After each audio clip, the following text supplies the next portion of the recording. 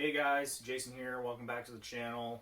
Today we're doing our book club discussion for the month of December. The book was The Terror by Dan Simmons. But before we get into that, let's do the administrative stuff on the front end here. So the first thing to figure out, the results from the poll are in for the book that you guys selected for February. It was between Beloved by Toni Morrison, The Resurrectionist by Rath James White, The Good House by Tanana Reeve Dew, The Battle of Black Tom by Victor Lavelle, and Fledgling by Octavia Butler.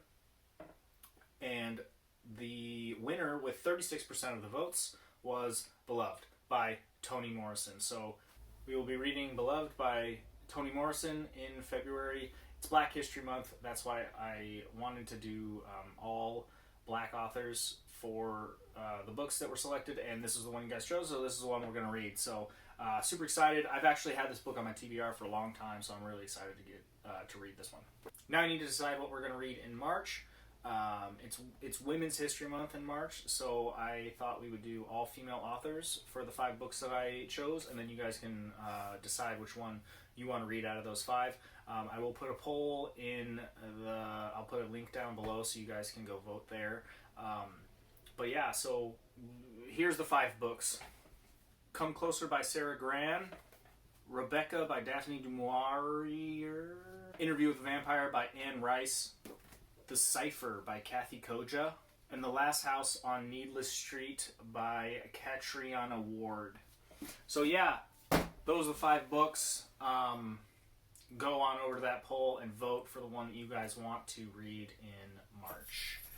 But yeah, without further ado, we will go ahead and start talking about The Terror.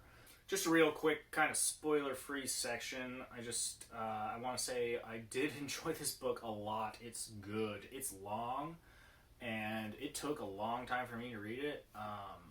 But man, I really, really liked this. It was really good. It's about the expedition of the HMS Erebus and the HMS Terror. It's two ships that in 1845, I think, or 46 maybe, they set out from England in search of the Northwest Passage, which was a way through the Arctic to go from England to like China and stuff for trade routes. And because before that, what they would have to do is sail across the Atlantic and then go all the way around the southern tip of South America and then back up to China. It was very, very long. So they were looking for a way to get to China and that area without having to do that.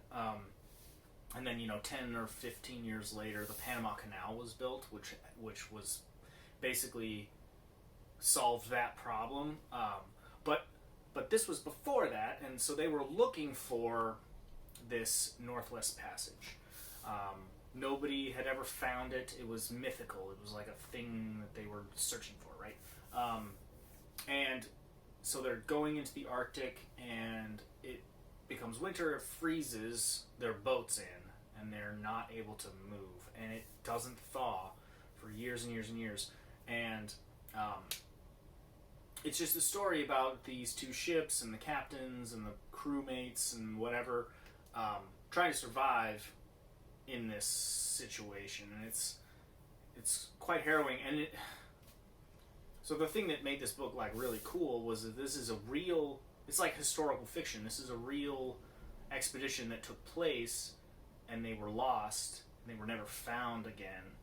And so this is kind of speculative about what maybe happened on that ship. It's very, very well researched, and with journals and things that were recovered. So it feels really real and awesome. It's almost nonfiction, but there's certain elements obviously that are very that are fictionalized. Specifically, there's something out there on the ice that is hunting them. I won't say anything else. That's the spoiler-free part, right? Okay, so now, if you haven't read the book, turn this video off, go read it, and then come back later, or whatever. we're going to talk about it in depth. So here we go. So I'm going to go into the Discord. I have channels set up for the book club books. There's a spoiler-free one, and there's a spoilery one for people who have finished. They can discuss it. I want to... So, yes. So if you haven't joined us on Discord yet, please do. I'll put a link down below for you to join the channel or whatever. But real quick, I'm going to go through some of the comments and just talk about what other people are talking about, right? Jazz Dog says, I'm getting close to the 200-page mark. I enjoy it thoroughly. I enjoy history and adventure tales, so this one is right in my wheelhouse. Might knock Kill Creek off the top spot for my Crab Shorts book club list. We'll see. Yeah, Kill Creek is pretty good. I agree. Also, this is maybe a bit long for book club. I like to weave these books around my other reading. 900 pages is pretty consuming. Just a personal observation. Maybe keep the chunky boys to an occasional pick. I 100% agree. I didn't realize how long this book was when I selected it, so going forward, I'm going to try to stick to like the 300 to 400 page for the book clubs, just because, yeah, it is a lot. It took me most of the month to read, and I didn't even finish it in December. I think I finished it on like the 3rd of January, so yeah, I agreed. Noted, Jazz Dog. Anthony L. says, how's everyone doing with the terror? Feeling that bitter cold? Yes. So, I live in Minnesota, and while I was reading this book, we had some super, super cold temperatures. There was like a week straight where the high was like in the single digits, right? So it was like 2 degrees out, and then at night it would get down to like minus 15, minus 20, and that's very, very cold.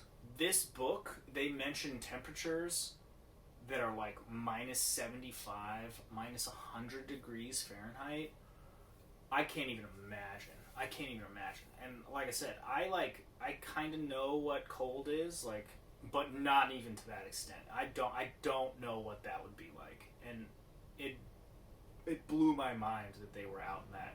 Alex Horn says, I absolutely loved this book. I thoroughly enjoyed every page of it, and although I understand why some would feel it is long and repetitive, I think that may be missing the element I liked best in the book, the intertextual connection with classic literature. The Terror has a strong reliance on traditions of storytelling going back to Homer and the Epic of Gilgamesh. We see connections repeatedly to the Odyssey with mentions of the wine-dark sea and descriptions of the scurvy-ridden sailors that are grisly mirrors of descriptions of Odysseus's men. The connections don't end with the ancient world either, with some of the more boring passages about ice reminiscent of Moby Dick's exhaustive detailing of the whaling industry. There is even a swashbuckling like that of Robert Louis Stevenson and C.S. Forster. Pulling apart as many references as I could find was half the fun in this book for me. All of the textual references served to reinforce this idea of modern myth-making that is the epic journey to the Arctic was a real event, with fantastical embellishments just as you would find in classical storytelling. The coda of Crozier abandoning his old life, which would have gotten him killed, and becoming a seer was a brilliant nod to other modern writers doing a similar experiment, namely William T. Vollmann and his Seven Dreams series. If you're interested in the subject or enjoy the terror, I encourage you to read Vollmann's novel The Rifles, which touches on the same doomed expedition. I also appreciate the oppressive way fear is portrayed in the novel. There is no way out for any of the characters from the very start of the novel. If disease and privation don't get you, the supernatural beast on the ice will rip your legs off. By the end, it is a literal miracle that Crozier survives to begin his new life. What a beautiful novel, 5-star read all the way for me. So I don't know about most of that. I did think it did remind me of Moby Dick. I agree with the Moby Dick part. And Odysseus, I'm sort of familiar. In high school, I think we ended up reading it. But so I get like the seafaring part and that. But yeah, I did agree that this book reminded me a lot of Moby Dick. And the passages about the ice and all that stuff, it was very reminiscent of like all of the stuff about whaling and things like that in Moby Dick. And I think Dan Simmons was maybe going for that in this book. The part of this that I really want to touch on is the fear part, and yes, the whole book, from the very beginning, you're just like, these people are fucked. Like, there's no way. They're all gonna die. You know that from the beginning. It's like very, like, the dread and the doom is there. Ruthie Poo 2 says, interestingly, I gave the book 4 stars because of the sudden deceleration of the story at the end. I didn't mind the layering of the maritime details and actually enjoyed the chronicling of the day-to-day existence of the multitude of characters, but the end switched gears and felt very domesticated, while the earlier framework of the characters' lives was rough and tumble and thrilling, all things considered. In a weird way, I liked the ending and found it satisfying, but for a story that came in with a bang and shot off random cannonballs throughout, it went out with what felt like a whimper. My reaction after reading the last chapter was, okay, guess I'm done with this big old book now.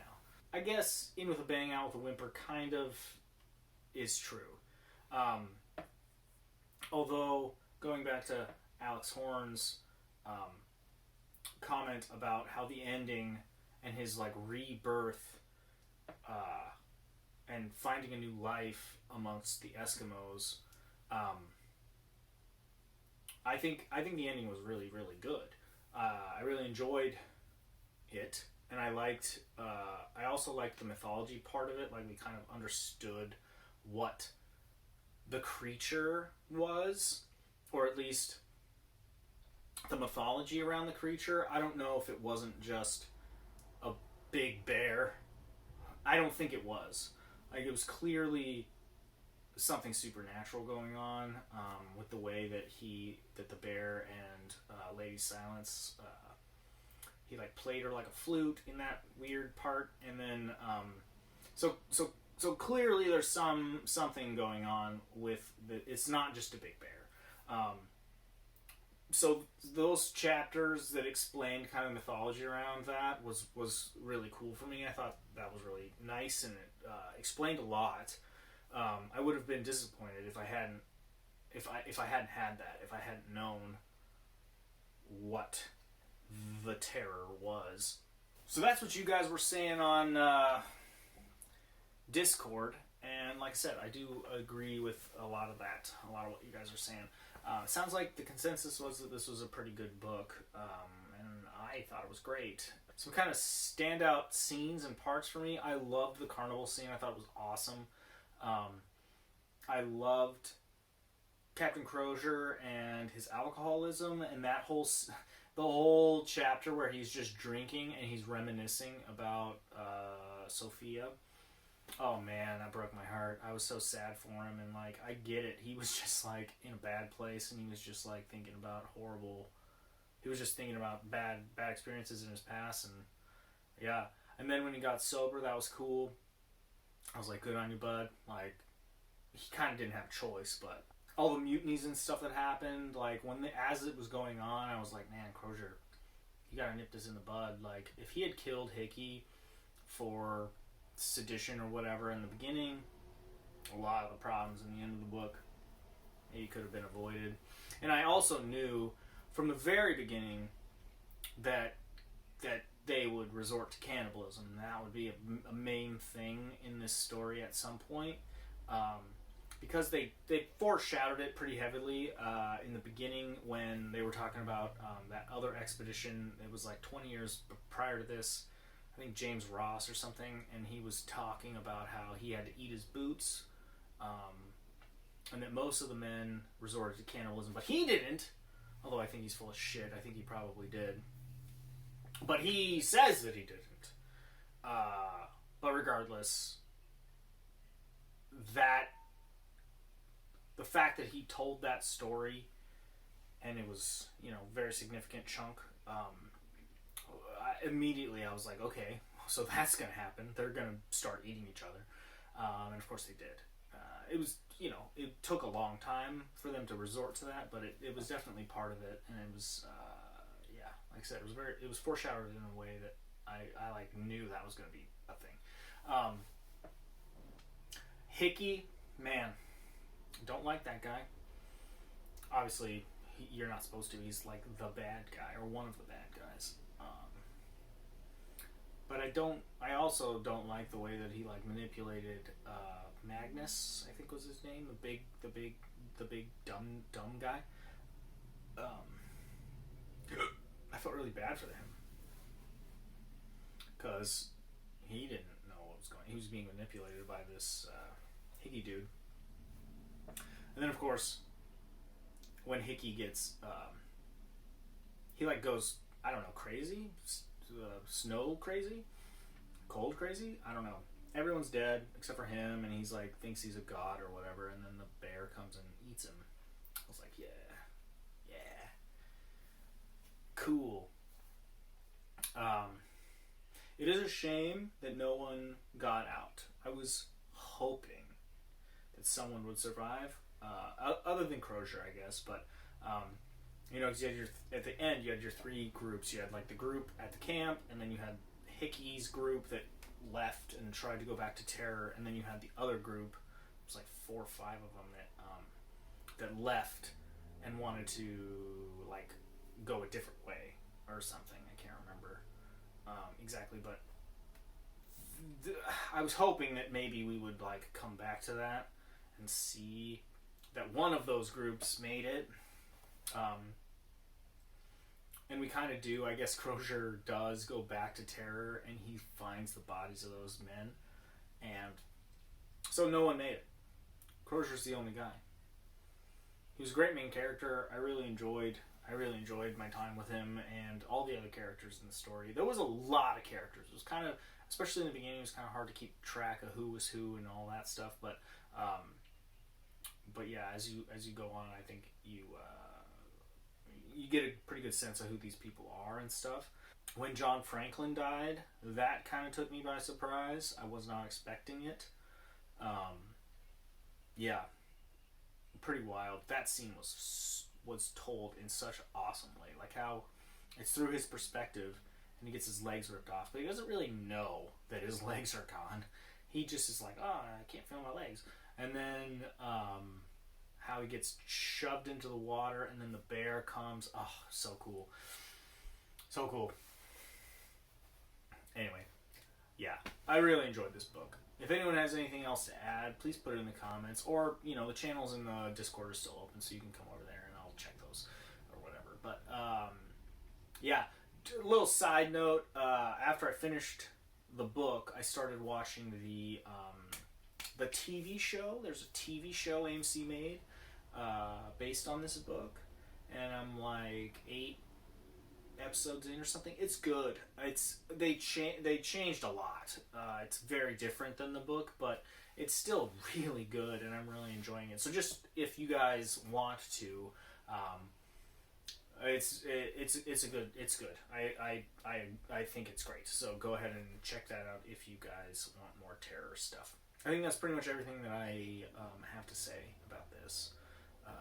Again, if there's something else you guys want to discuss, please put it in the comments, and I will try to respond, or whatever. Come on over to Discord, check us out, let's have a chat. We are currently reading Night Film by Marisha Pessel. This is the January book. So, if you haven't already, get started. It is a pretty long one, too. It's like 500 and some pages, but this is good. I like this so far. Next month, we'll be reading Beloved by Toni Morrison. And then, yeah, if you guys want to go to the poll and vote for the book that you guys want to read in March, that'd be great. That's it. I am going to call it there. So, I really appreciate everyone who votes in these and participates. It's a lot of fun for me to get to interact with you guys. So, yeah, continue doing what you're doing. That's all I got. I'll see you guys next time. Peace.